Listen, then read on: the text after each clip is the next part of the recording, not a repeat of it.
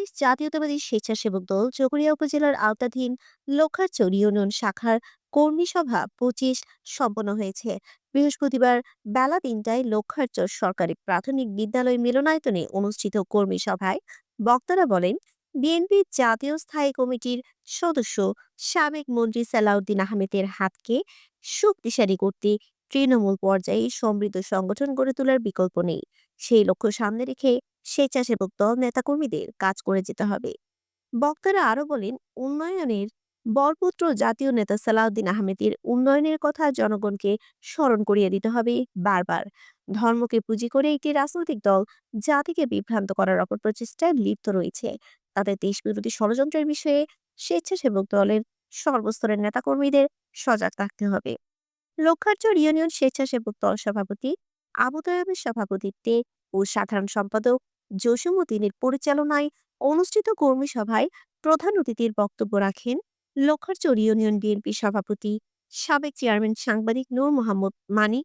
বিশেষ অতিথির বক্তব্য রাখেন লক্ষ্যারচর ইউনিয়ন বিএনপি সিনিয়র সহসভাপতি হারুনুর রশিদ বাদশাহ, লক্ষ্যারচর ইউনিয়ন বিএনপি সাধারণ সম্পাদক মোহাম্মদ জসিমউদ্দিন। উক্ত কর্মী সভায় প্রধান বক্তার বক্তব্য রাখেন চকরিয়া উপজেলা স্বেচ্ছাসেবক দল আহ্বায়ক কামরুল হাসান জাস্টিস। বিশেষ বক্তার বক্তব্য রাখেন চকরিয়া উপজেলা যুবদল সাবেক সাধারণ সম্পাদক মোহাম্মদ জাকারিয়া, চকরিয়া উপজেলা স্বেচ্ছাসেবক দল সদস্য সচিব মোহাম্মদ মিনহাস উদ্দিন, লক্ষ্যারচর ইউনিয়নের বিএনপি সাংগঠনিক সম্পাদক সেলিম রেজা, আবু ইউসুফ, চকরিয়া উপজেলা স্বেচ্ছাসেবক দল যুগ্ম আহ্বায়ক জাহাদুল ইসলাম টিপন, যুগ্ম আহ্বায়ক আব্দুল হামিদ, যুগ্ম আহ্বায়ক শহীদুল ইসলাম। বক্তব্য রাখেন চকরিয়া উপজেলা স্বেচ্ছাসেবক দল আহ্বায়ক কমিটির সদস্য নুরুল আমিন, আজিম উদ্দিন, ফুরকানুল ইসলাম, মোহাম্মদ মানিক, মনির উদ্দিন, লক্ষ্যারচর ইউনিয়ন যুবদল সাবেক আহ্বায়ক মিজানুর রহমান, লক্ষ্যারচর শ্রমিক দলের সভাপতি আলমগীর, লক্ষ্যারচর ইউনিয়ন ছাত্রদল আহ্বায়ক শাহরিয়াত হাসান নাহিদ প্রমুখ। চকরিয়া উপজেলা যুবদলের সাবেক জলবায়ু বিষয়ক সম্পাদক মুমিনুল ইসলাম রুবেল সহ বিএনপি ও অঙ্গ সহযোগী সংগঠনের নেতা কর্মীরা উপস্থিত ছিলেন। বিদেশিদেরকে দেখানোর জন্য যেহেতু এই বাংলাদেশের উপর যে সমস্ত বিদেশ প্রভাব বিস্তার করে, সমস্ত বিদেশিরা হলো বেধর্মী, যেমন খ্রিস্টান এবং হিন্দুরা। আমেরিকা বলেন খ্রিস্টান, চীন বলেন বৌদ্ধ ধর্ম, এই যে জাপান বৌদ্ধ ধর্ম, ব্রিটেন ব্রিটিশ এটা বৌদ্ধ ধর্ম, ইংলিশ এবং খ্রিস্টান ধর্ম এবং বৌদ্ধ ধর্ম হলো বিশ্বের মধ্যে সবচেয়ে বেশি ক্ষমতাধর। আমাদের পাশের রাষ্ট্র ইন্ডিয়া হলো হিন্দু ধর্ম। সুতরাং মুসলিম কোন রাষ্ট্র ক্ষমতাশালী নাই।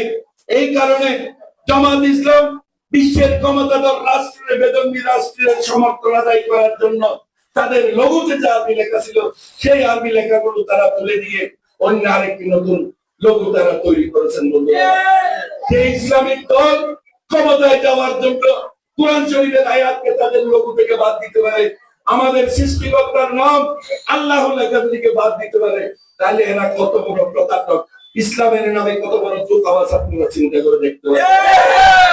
সুতরাং ইসলামী যেসব বক্তারা আছে এই বক্তাদের মধ্যে এদের দুজন নাম করা বক্তা আছে, একটা হলো তারেক মনোয়ার, আরেকজন হলো আমির হামজা।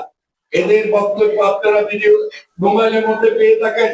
যে সমস্ত ইসলাম বিদ্বেষী, নবী বিদ্বেষী, সাহাবা বিদ্বেষী বক্তব্য এরা দিয়ে থাকে। বন্ধুরা, কিছুদিন আগে আমির হামজা এক সাংবাদিকদেরকে নিয়ে একটি মত বিনিময় সভা করতেছেন।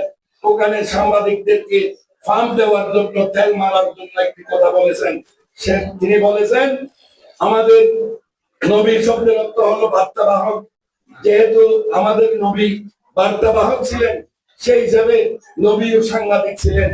এইভাবে তিনি সাংবাদিকদেরকে তেল মারা শুরু করলেন।